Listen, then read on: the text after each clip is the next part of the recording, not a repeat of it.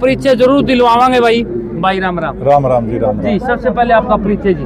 मैं जगदीप गोयत गढ़वाली खेड़ा से हूँ जी। अच्छा जींद जी। में, हाँ जींद से। जी। तो आपका रोहतक जिला में और गांव बालंद में आने का मकसद जी?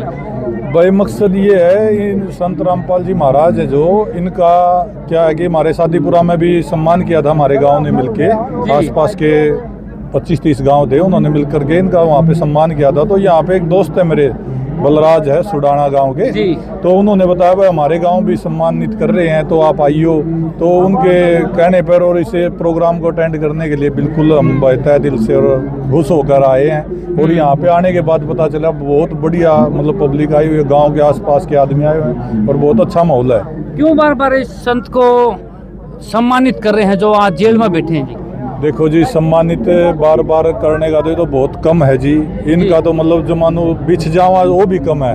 मतलब इन्होंने काम इतने किया, सैकड़ों गांव अपने हरियाणा के जो कि अपनी टीवी में खबरों में सरकार ने कहीं नहीं दिखाया हुआ गांव डूब रहा, हरियाणा डूबा हुआ है, हिसार साइड के सभी गांव डूबे हुए थे और हमारे गांव में पानी चढ़ा हुआ था, आसपास के सभी गांव में। तो भाई वहाँ पे इनकी जो टीम है अन्नपूर्णा मुहिम के तहत इन्होंने पाइपें मोटरें दी थी, करोड़ों रुपए का सामान दिया है। तो भाई इसके लिए तो गांव वाले आभार प्रकट करेंगे ही, जो जिन्हें मजबूरी में साथ दी है भाई, जिनको आस ही नहीं थी हमारी पिछली फसल बचेगी, अगली बूएगी, तो इन्होंने अपना गेहूँ बूगे लोगा के, तो जिसके लिए तो सम्मानित करना बनता है इनका जी। जो हादसे 2014 में 2006 में जो हादसे हुए थे उनको देखते हुए आज भी लोग इसको उग्रवादी की नज़र से देखते हैं जी। जी आपका क्या कहना है जी? देखो जी, पहले तो शायद हम भी ऐसे ही देखते थे, लेकिन धारणा बदलने में समय नहीं लगता। इन्होंने पलटा ऐसे थे ऐसे कर दिया।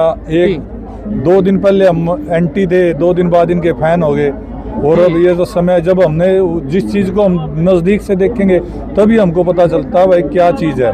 ये उग्रवादी नहीं है जी, ये तो मतलब खुद भगवान मान लो आप, इन्हें भगवान आए हुए हैं जो लोगों की इतनी मदद बिना किसी भेदभाव के, बिना किसी जात पात धर्म के करन लग रहे हैं। जी आपने कहा भगवान है ये, अगर भगवान है तो जेल तोड़ के बाहर आना था, इबलक पे भीतर के रही हैं। ये जी वही बात है जी, सही समय होता है कोई जी। जैसे कृष्ण जी थे वो जेल में ही पैदा हुए थे, भगवान तो वो भी थे, ठीक है। तो इनका भी समय आएगा, ये कह रहे हैं भाई जब आएंगे तो इनकी मैंने किताब पढ़ी थी अभी थोड़े दिन पहले, तो उसमें लिखा था भाई जब हम आएंगे तो गांव के गांव रास्ते पे खड़े मिलेंगे। और ये अब जो माहौल चल रहा है इसको देखते हुए वही है भाई, जो समय आना है वाला इनका बाहर आने का वो नज़दीक ही है जी। आप बता रहे हो भगवान है ये, तो भगवान है या आम इंसान है या अपना कोई घर बार है जिसमें आप रवा है? अपना घर कौन तुड़वा के राज्य है, परंतु 2014 और 2006 में अपने ही आश्रम फुड़वा दिए, ऐसा सुनने में आया है जी। आपका क्या कहना है जी? देखो जी, वो तो इनकी जो प्रशासन के खिलाफ, प्रशासन के साथ जो हुई थी, इनकी कार्रवाई हुई थी। अब ये तो जी अपने आंदोलन है, जो भी मतलब सीधी सी बात ये है जी, कोई भी अच्छी चीज़ के लिए बदलाव करने के लिए कुछ तो खोना ही पड़ेगा। संघर्ष तो जी कुर्बानी मांगता ही है, ठीक है। जैसे अपने किसान आंदोलन हुआ था, जाट आरक्षण हुआ था, इसमें आपने देख लो कितनी कुर्बानियां, कितना क्या कुछ हुआ था। तो इसी तरह ये जी लोगों को जब तक इनकी वो विचारधारा नहीं समझ में आएगी तब तक ऐसा ही हुआ है। अब लोगों को विचारधारा समझ में आ गई, अब इनके आश्रम चल रहे, अब देख लो करके कोई कुछ, क्योंकि अब गाँव के गाँव हम साथ हैं इनके, बिल्कुल तन मन धन से बिल्कुल साथ हैं जी। तो आज साथ खड़े हो, तो थोड़े साल पहले फिर आप इसके खिलाफ क्यों हुए थे जी? ऐसा इसने क्या किया था जी? खिलाफ हुए नहीं थे जी, खिलाफ थे हम जब तक हमने इनका ज्ञान, इनका ये चीज़ें नहीं देखी थी भाई। ये ऐसी सेवाएं करते हैं, ऐसे मानव कल्याण के कार्य कर रहे हैं, लोगों को बचा रहे हैं, गांव में ऐसी ऐसी राहतें पहुँचा रहे हैं, लोगों के मकान बना रहे हैं, ये चीज़ें हमने देखी नहीं थी। एक मंदिर है गाँव में, वो तो ले रहे हैं और ये दे रहे हैं, तो इसमें डिफरेंस नहीं है जी। अच्छा जी, एक बात और सुनने में आई है, जो हमारे दादा परदादे एक ओक्का पीते थे जी, तो हमारे दादाजी गलत हैं या फिर संत रामपाल जी सही हैं? अगर संत रामपाल जी सही हैं तो हमारे दादाजी गलत हुए, तो ओक्का कौन सा खतरनाक है जी? देखो जी, नशा कोई भी होया वो तो गलते है जी। ये वो बुढ़े बुढ़े थे उस टाइम, जो विचार थे उनके, वो क्या करते भाई ये पंचों का प्याला है, ये ऐसे है। मैं फिलहाल इनके सत्संग भी सुनते हैं। जितने भी हमारे साथ के मेंबर हैं वो लगभग सब जगह इनका सत्संग चल रहा है। पिछले सत्संग में ये बता रहे थे भाई कहीं पे भी ये नहीं लिखा भाई हुक्का पानी नहीं, हुक्का तम्बाकू मांस मदिरा ये नहीं पीना चाहिए। ठीक है, इन्होंने प्रमाण भी दे दे भाई यहाँ पे ऐसे लिखा हुआ भाई हुक्का नहीं, कहीं भी प्रमाण नहीं है। तो देखो वो तो चीज़ गलत थी, लेकिन जब तक अपने को उस चीज़ का, ये छोटा बच्चा होता है, अपना एक उदाहरण देता हूँ आपने, ये छोटा बच्चा होता है उसको नहीं पता भाई सांप कितना खतरनाक हो, वो सोचेगा मेरे खेलने की चीज़ है। ठीक है, लेकिन उसको जब ज्ञान हो जाएगा भाई वो सांप है, ये इतना मार भी देगा, डस लेगा तो मर जाएगा, लेकिन ये अपने आगे सांप आ जाए पहले 2 कदम पीछे हटाएंगे आप, फिर उसने देखा है करना के है। तो जी वो उस टाइम पर जब हमने ज्ञान नहीं था, अभी इनका जैसे ज्ञान सुन रहे हैं तो इस तरह से तो लग रहा है भाई वो चीज़ गलत थी और ना करनी चाहिए। और यहाँ पे देख रहे हो आप, यहाँ पे कोई दारू बीड़ी कोई पीने वाला मैंने तो दिखा नहीं जी। और नहीं स्टेज पे हमारी होती, कोई किसान आंदोलन की होती, कितने बैठ रहे होते रोड पे भाई 5 तो हुक्के बलदे पांदे और सारे मुंह में बीड़ी पांदी। ठीक बात है जी।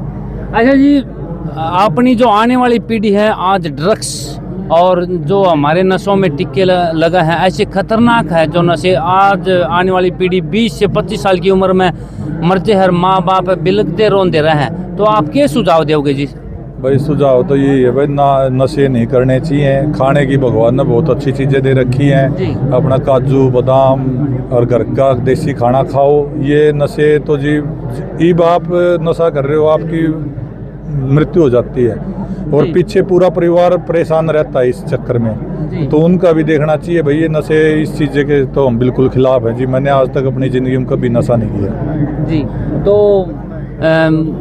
मैं ये पूछना चाहूँ, अगर संत रामपाल जी महाराज आज किसानों की मदद नहीं करते तो क्या हालत होती किसानों की? भाई आज ये हालत होती कि जी हर गांव में से ये खबर आती भाई यहाँ पे 5 ने आत्महत्या कर ली, इनका घर बैंक वालों ने सीज कर लिया, इनके बच्चा का स्कूल में तो नाम काट दिया। ठीक है, और ये इस गांव में भाई खाने की जरूरत है क्योंकि किसी का दाना होना नहीं था, बिना किसान का दाना होए कोई भी उसका कार्य, सिर्फ वो कृषि पर निर्भर है जी।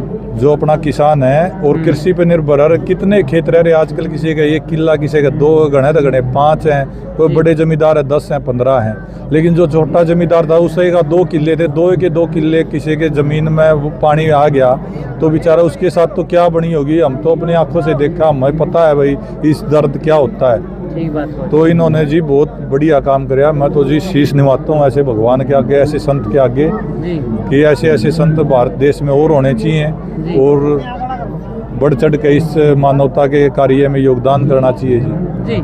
तो सुनने में आया है इसके ऊपर एक बलात्कार का केस भी लग रहा है, परंतु सरकार ने 11-12 साल लगातार हो गए केस पे केस चलते हुए, अभी तक कोई सुनवाई नहीं हुई है, ना कोई गवाह मिला है। बलात्कार का केस नहीं है जिनके ऊपर, कोई बलात्कार का केस नहीं है। हमने सारी चीजें पता करी है, इनके ऊपर देशद्रोह लगाया वो सरकार ने, अपनी समझी साजिश है सरकार की। ठीक है, ऐसा कोई केस नहीं है। इनके ऊपर मर्डर के केस हैं 2।